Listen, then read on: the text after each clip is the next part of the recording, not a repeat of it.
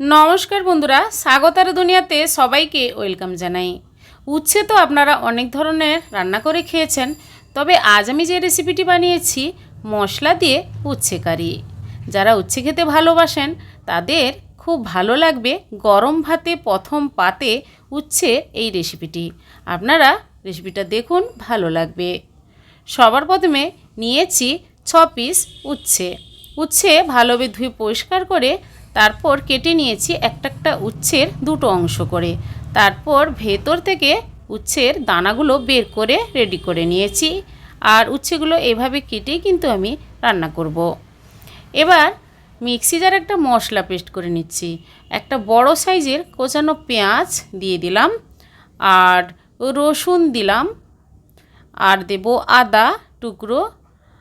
আর ঝালটা আপনারা যে যেমন খেতে ভালোবাসেন সেভাবে অনুপাতে ঝাল দেবেন। আমি কাঁচা লঙ্কা 7 থেকে 8টা দিয়েছি, আর অল্প জল দিয়ে মশলাটা পেস্ট করে নিয়েছি। এবার গ্যাস অন করে কড়াইয়ের মধ্যে রিফাইন তেলে উচ্ছেগুলো ভাজতে দেব। উচ্ছের সঙ্গে অল্প হলুদ আর অল্প লবণ দিয়ে দেব। গ্যাসের ফ্লেমটা মিডিয়াম করে উচ্ছের এক পিঠ হয়ে গেলে আরেক পিঠ উল্টে পাল্টে কিন্তু লাল করে ভেজে নিতে হবে। এইভাবে একদিক হয়ে গেলে আরেক দিক ভেজে নিলে দেখুন কালারটা খুব সুন্দর এসে গেছে, উচ্ছেগুলো ভাজা হয়ে গেছে। এবার কড়াই থেকে তুলে রাখলাম। এবার ওই কড়াইতে আরও 2 টেবিল স্পুন রিফাইন তেলে দিয়ে দিলাম গোটা জিরে আর 2টো শুকনো লঙ্কা। নাড়াচাড়া করে নিয়ে মিক্সিতে পেস্ট করে রাখা মশলাটা দিয়ে দিলাম।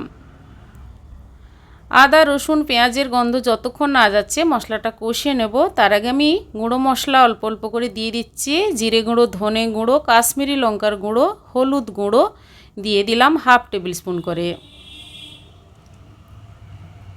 গ্যাসের ফ্লেমটা লো রেখে মশলাগুলো আমি কষিয়ে নেব। ঢাকা দিয়ে রেখে দিলে মশলাটা সুন্দরভাবে কষানো হয়ে যাবে। যত ভালোভাবে মশলাটা কষিয়ে নেবেন ততই কিন্তু এই মশলা উচ্ছের কারির স্বাদটা ভালো আসবে। ঢাকাটা খুলে মশলা থেকে তেল ছাড়তে শুরু করেছে, তারপর দিয়ে দিতে হবে ভেজে রাখা উচ্ছে, আর দেব পরিমাণ মতো লবণ। লবণ দেওয়ার পর নাড়াচাড়া করে দিয়ে দেব 1 বাটির মতো জল।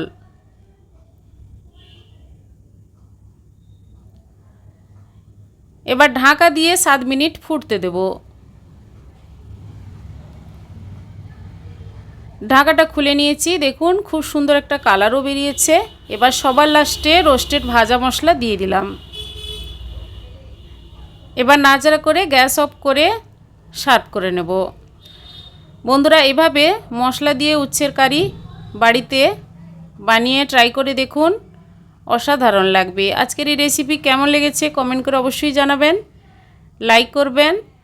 আর আমার চ্যানেলে নতুন বন্ধু হতে চাইলে আমার চ্যানেলটি সাবস্ক্রাইব করে নেওয়ার অনুরোধ থাকলো। বন্ধুরা, পাশে থাকা বেল আইকন প্রেস করবেন। আমার চ্যানেলে যখন কোনো নতুন রেসিপি দেব আপনাদের কাছে নোটিফিকেশান খুব সহজে পৌঁছে যাবে।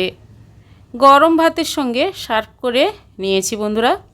আর উচ্ছেগুলো আপনাদের দেখাচ্ছি কত সুন্দর নরম হয়েছে, আর রান্নার স্বাদটাও দারুণ হয়েছে। তাহলে বন্ধুরা, আজই পর্যন্ত, সবাই ভালো থাকুন।